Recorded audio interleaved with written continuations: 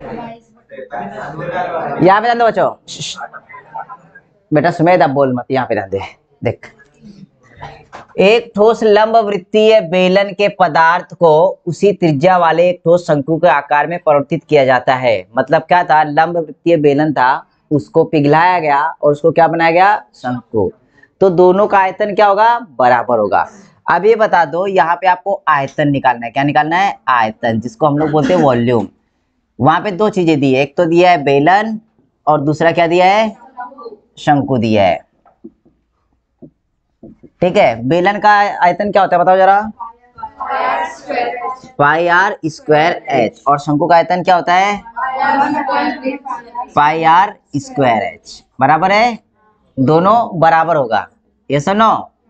अगर नॉर्मली दोनों तरफ देखोगे कॉमन कुछ दिख रहा है क्या, पाई आर स्क्वायर एच। लेकिन यहाँ पे बच्चों इसकी देखो, यहाँ पे क्या किया है पता है, इसका एच दिया है और इसका एच निकालना है। यही बोला है ना, बेलन की ऊंचाई दी है और शंकु की ऊंचाई ज्ञात करना अपने को है ना। तो क्या करेंगे, पाई आर स्क्वायर और पाई आर स्क्वायर ये खत्म हो जाएगा।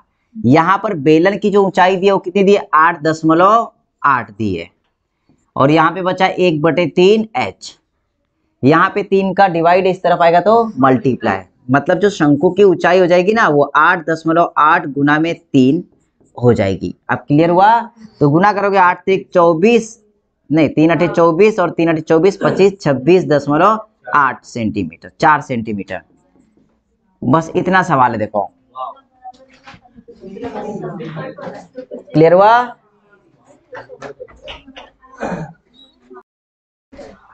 यहाँ पे ध्यान दो, यहाँ पे क्या बोला है कि एक ठोस धात्विक अर्धगोले को पिघलाकर बनाया जाता है और उसी अर्धगोले के समान आधार त्रिज्या वाले एक शंकु के आकार में पुनः ढाला जाता है। ठीक है, और उसने बोला यदि शंकु h हो और शंकु की ऊंचाई क्या दिया है, h, और उसकी जो त्रिज्या दी है वो r और h का अनुपात निकालना है। देखो त्रिज्या r है, ऊंचाई h है, तो r और h का क्या निकालना है, अनुपात निकालना है। तो यहाँ पे बच्चों देखो, एक बेलन अर्धगोले को पिघलाना है, पिघलाने का मतलब क्या हो गया यहाँ पे, आयतन। ठीक है, तो सबसे पहले आयतन लिखा आपने। आयतन किसका किसका निकालना है, एक तो अर्धगोला और दूसरा क्या दिया है, शंकु। अब ये बताओ अर्धगोले का आयतन क्या होता है, पाई आर क्यू, और शंकु का आयतन क्या होता है, पाई आर स्क्वायर। और ये हर कंडीशन में दोनों क्या होंगे, समान होंगे। बराबर है, यहाँ पे R और H का अनुपात बोला है बच्चों। तो यहाँ पे क्या करेंगे, देखो यहाँ पे ये दो, सॉरी ये 3 और ये 3 कट गया, ये पाई और ये पाई कट गया, यहाँ पे R क्यूब है और यहाँ पे R स्क्वायर है। इसका मतलब यहाँ पे सिर्फ बचेगा R, ये खत्म हो गया। क्लियर हुआ। अब यहाँ पे क्या बचेगा पता है, 2R, और यहाँ पे बचेगा सिर्फ H, और उसने R और H का अनुपात बोला है, मतलब R बटे में H। तो R यहीं पर रखो, H नीचे लेके आ जाओ बराबर में। यहाँ पे कुछ नहीं, इसका मतलब कितना बचा होगा, 1, और ये यहाँ पे 2 नीचे में आ जाएगा, मतलब जो रेशियो आएगा 1/2 का आएगा, 1:2 है। ऑप्शन में पहला ही दिया है, समझ में आया बेटा। यहाँ पे ध्यान दो, एक शंक्वाकार बर्तन के आधार की त्रिज्या 5 सेंटीमीटर है, ए लड़की, और इसकी ऊंचाई कितनी है, 24 सेंटीमीटर है। ठीक है, हाइट। बर्तन पूरी तरह से पानी भरा हुआ है, इस पानी को एक ठोस बेलनाकार बर्तन में डाला जाता है। इसका मतलब यहाँ पे बच्चों क्या है पता है, यहाँ पे आयतन निकालना है। क्या निकालना है, आयतन। किसका किसका, हाँ यहाँ पे आपको निकालना है शंकु का आयतन, क्योंकि शंकु के आकार का जो डायग्राम है तो उसमें क्या पानी भरा हुआ है, बराबर है। तो शंकु का आयतन किसके बराबर हो जाएगा, बेलन के, क्योंकि बेलन में भरना है पानी बस। तो दोनों का सबसे पहले हम लोग क्या करेंगे, आयतन लिखेंगे। शंकु का आयतन क्या होता है, 1/3 पाई आर स्क्वायर एच, बराबर में हो जाएगा बेलन का आयतन। बेलन का आयतन क्या होता है, पाई आर, कैसे स्क्वायर एच होगा भाई? पाई आर स्क्वायर एच, ठीक है, बेलन का। एक मिनट रुको, आप देखो यहाँ पे सवाल में और क्या क्या दिया है, ये यहाँ पे ध्यान दो। सवाल में और क्या बोला है? जिसके आधार की त्रिज्या कितनी है? 10 सेंटीमीटर। और बेलनाकार बर्तन में पानी की गहराई निकालना है। देखो बच्चों, यहाँ पे ना त्रिज्या यहाँ पे भी दी है और यहाँ पे भी दिया है, तो यहाँ पे लिखेंगे 1/3। पाए दोनों तरफ कॉमन है, कट कर दो, पाए का कुछ लेना देना नहीं है। आर यहाँ पे कितना दिया है? शंकु का आर कितना दिया है? 5 सेंटीमीटर, तो 5 का वर्ग 25। एच कितना दिया है? 24। यहाँ पे देखेंगे आर कितना दिया है? 10 सेंटीमीटर, तो 10 का वर्ग कितना होता है? 100। और एच पता नहीं है, ठीक है। तो गहराई निकालनी है आपको, तो यहाँ पे जब कट करोगे तो आपको गहराई मिल जाएगी। देखो कैसे, 25 से ये कट जाएगा, डायरेक्ट कट कर दो। 25 से कम 25, 25 चौक 100, क्योंकि इस तरफ गुना में तो इस तरफ भाग में आएगा, तो हमने डायरेक्ट कट कर लिया है। 4 से ये कट जाएगा, देखो 4 एकम 4, 4 छंग 24। अब देखो 3 एकम 3, 3 दूनी 6, 3 दूनी 6। इस तरफ बचा सिर्फ 2 और इस तरफ बचा h, मतलब इसकी जो गहराई होगी वो क्या होगी? 2 सेंटीमीटर। 3 नंबर का इसका आंसर करेक्ट है। क्लियर हुआ? यहाँ पे ध्यान दो बच्चों, पीतल से बने एक गोलार्ध, गोलार्ध मतलब क्या होता है? अर्धगोला।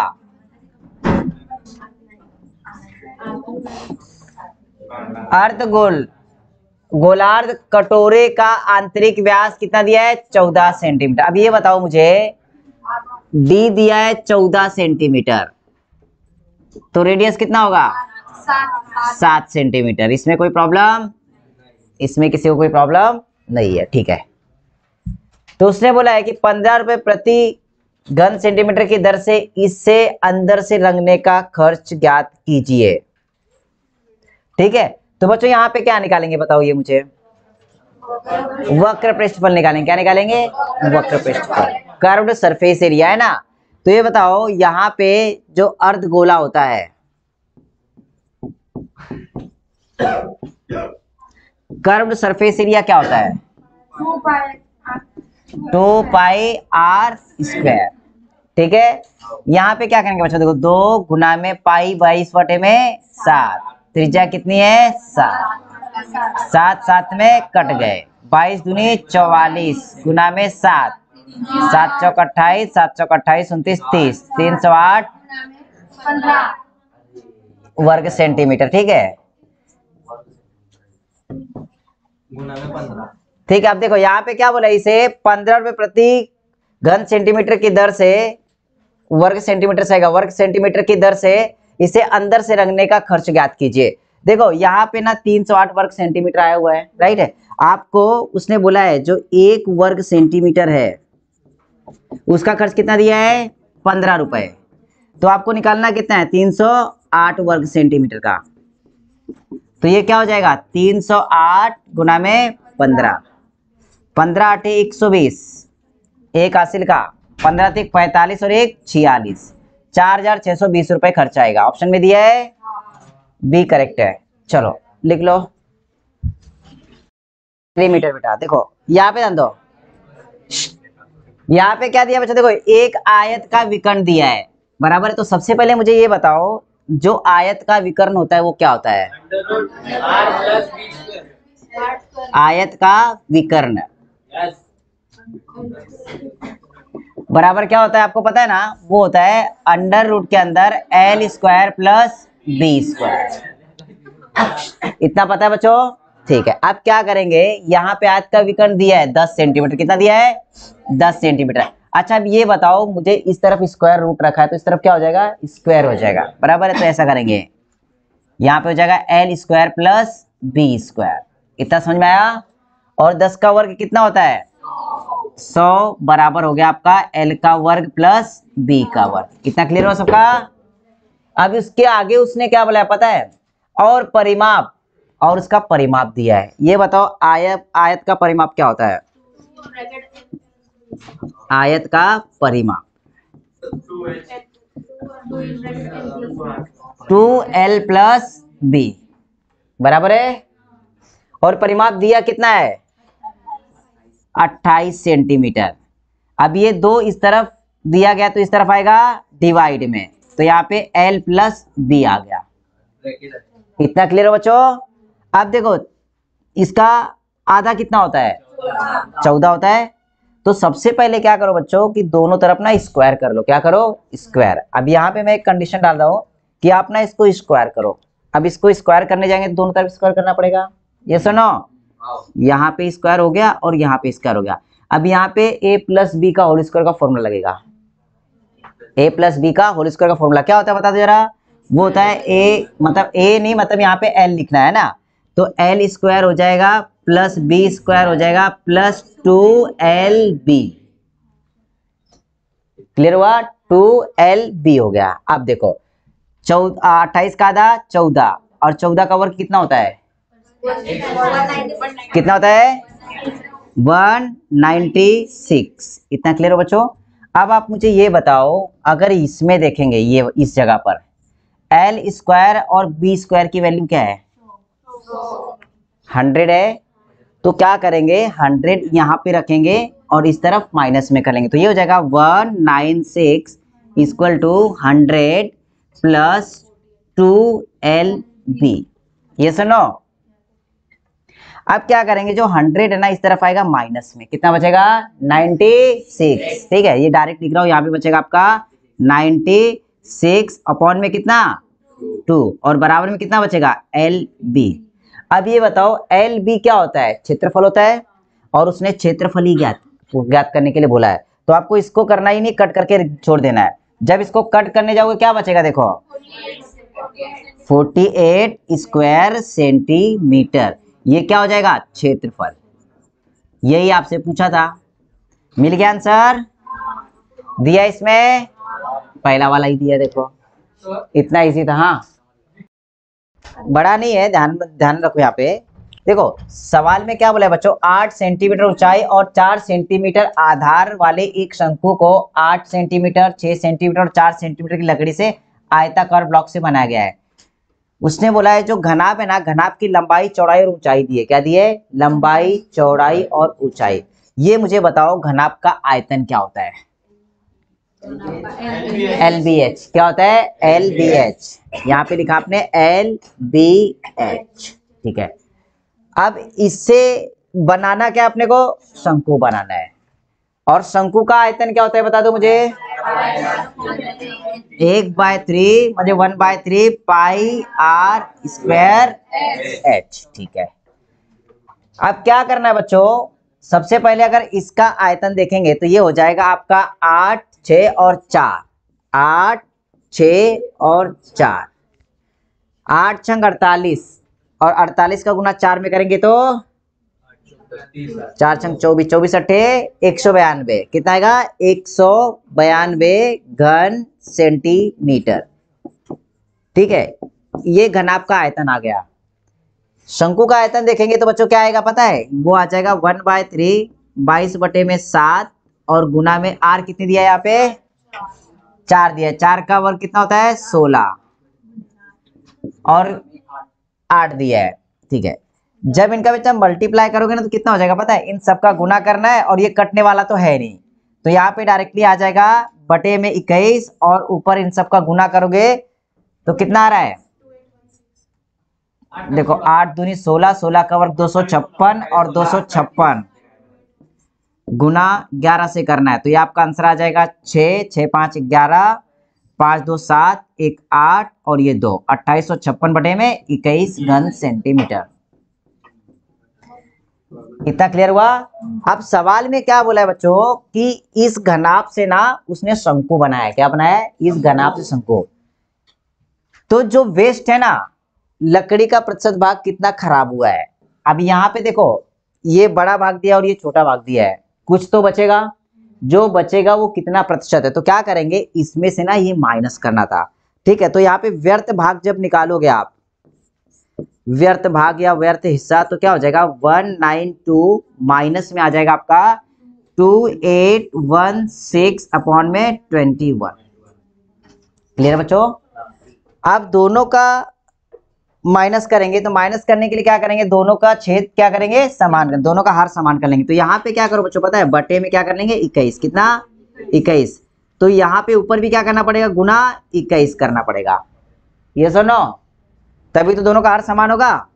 जब समान हो जाएगा तो कैसे करते, देखो 21 दूनी 42 के 2 हासिल के कितने 4, 21 नवैया 1 से 89, 89 और यहाँ पे कितना हो जाएगा 2, 91 बराबर है क्या 4 थे क्या 93 हो जाएगा, बराबर है। हासिल के कितने 19, 21 से कम 21, 21 से 19 40, माइनस करेंगे 28 16 और बटे में कितना गया 21। इतना क्लियर हो बच्चों? ठीक है। अब क्या करेंगे, इसको माइनस करो, माइनस करने पे कितना आंसर आ जाएगा, देखो कितना 1216, ठीक है, और बटे में 21। ये कट नहीं रहा, इतना व्यर्थ भाग आया, ठीक है, ये व्यर्थ भाग आया। किसके ऊपर व्यर्थ भाग आया, 192 के ऊपर। तो यहाँ पे जब परसेंटेज निकालेंगे ना बेटा, परसेंटेज कितना व्यर्थ हुआ, तो पहले कितना व्यर्थ हुआ वो लिख लेंगे, 1216 बटे में कितना 21।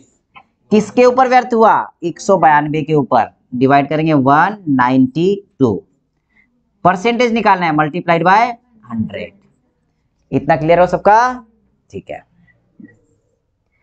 अब देखो इसको सॉल्व करने के लिए क्या करेंगे बच्चों, देखो अभी क्या करेंगे, इसके नीचे 1 होता है, जब इसको ना मल्टीप्लाई करोगे तो ये वाला ना यहाँ पे मल्टीप्लाई में आ जाएगा, बराबर है। तो जब इसको सॉल्व करने जाओगे तो ये ऐसा हो जाएगा, देखो 1216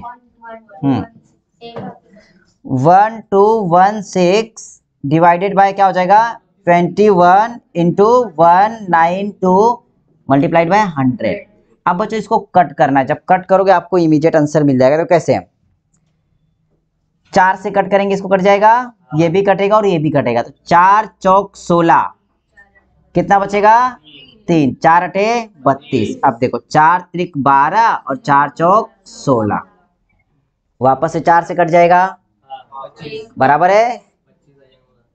देखो 4 एकम 4, 4 दूनी 8 और यहाँ पे कितना बचेगा, 4 सत्ते 28, 2 और 4 छंग 24, 12 छंग 72 होता है क्या, 4 से कट कर लो भाई, 4 त्रिक 12 और यहाँ पे 4 एकम 4, 4 नवैया 36, बराबर है क्या, कहीं पे गड़बड़ हो रहा है क्या, अच्छा 21 बचा है, ठीक है,